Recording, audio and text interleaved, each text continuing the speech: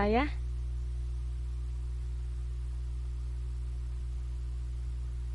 Jelas banget. Tapi saya tidak bisa mendengar suaranya Mbak Prima.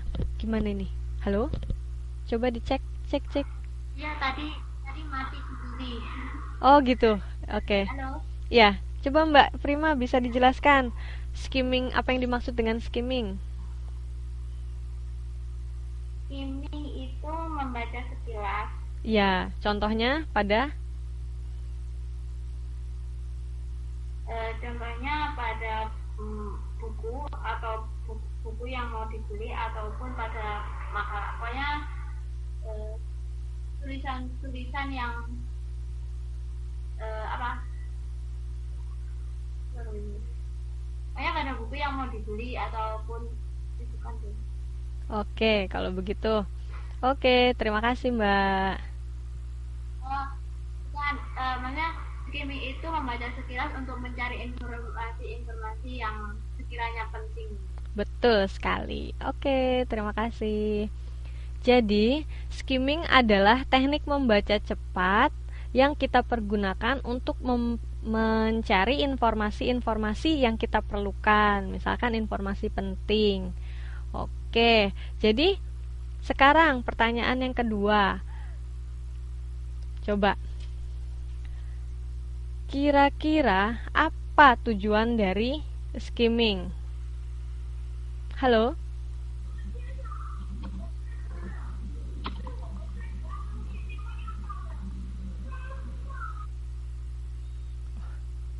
Mungkin Mbak Nilam sedang tidak bisa ikut on air ya. Oke. Jadi yang kedua, apakah apakah tujuan dari skimming? Apa? Siapa yang mau jawab? Biar saya undang.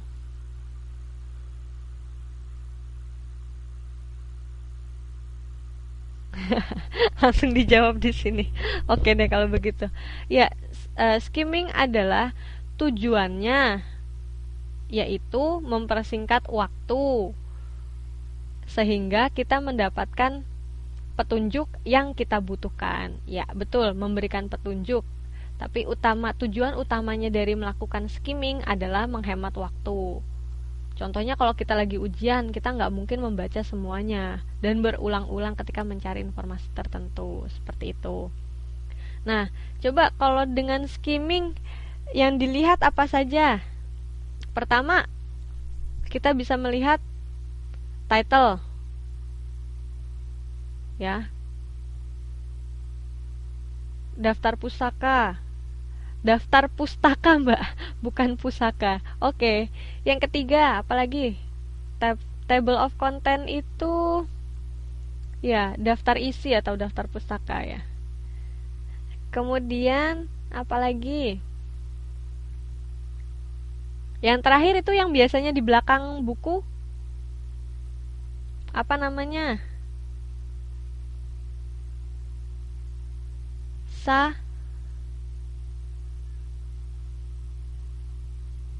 Ya, rangkuman atau bahasa Inggrisnya apa rangkuman?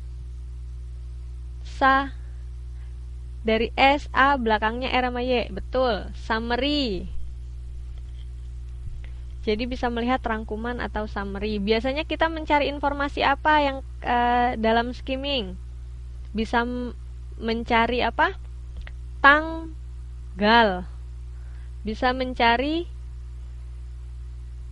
tokoh utama yang di situ.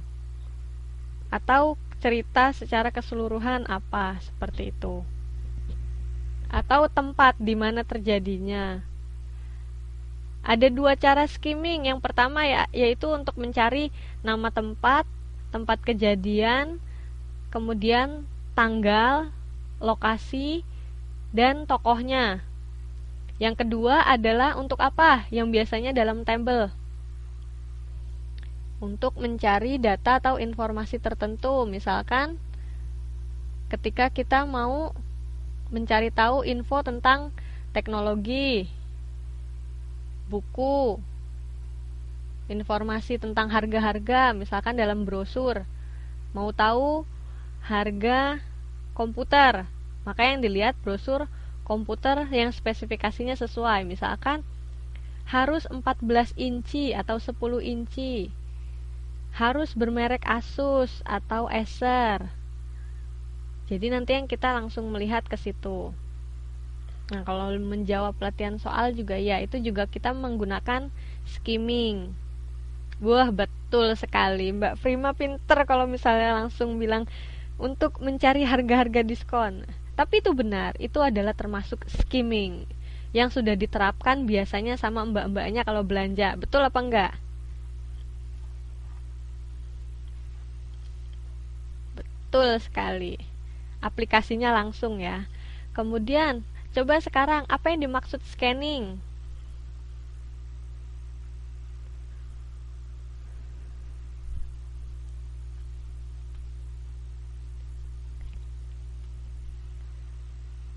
Kalau scanning itu teknik membaca cepat tapi untuk mendapatkan informasi-informasi tertentu dengan cepat dalam suatu kamus atau buku yang berisi list tentang kejadian sesuatu seperti itu. Katalog, betul sekali. Buku telepon, apalagi? Buku resep masakan juga bisa. Ya. Masih ingat ya? Nih, di antara ini, di mana yang biasanya ada 2 gambar di sini? Yang mana yang biasanya dilakukan skimming dan scanning? Pride and Prejudice ini termasuk apa? Buku yang kita lakukan dengan apa misalnya nih? Kita baca. Nah, skimming, contoh buku yang kita skimming. Kalau ini yang di sebelahnya ini apa nih gambarnya? Oxford English Dictionary. Nah, itu berarti scanning ya, untuk melakukan kamus, mencari arti dalam kamus. Tidak ada kesulitan kan untuk mencari arti dalam kamus? Sudah tahu cara-caranya? Sudah ya?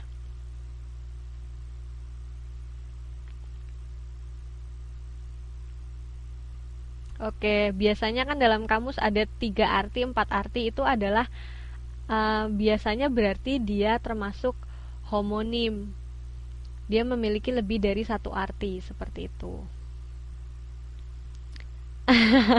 Caranya sudah tahu tapi kosakatanya. Oke. Nanti kalau misalnya sudah ada satu kata yang pernah dicari di kamus, bisa digaris bawahi dengan stabilo atau digaris dengan stabilo, sehingga nanti kalau kita ingin mencari kata tersebut, kita sudah bisa menemukannya dengan lebih cepat karena sudah ditandai. Atau kalau setelah kita, ada tips lagi nih, ambil satu buku itu kosong.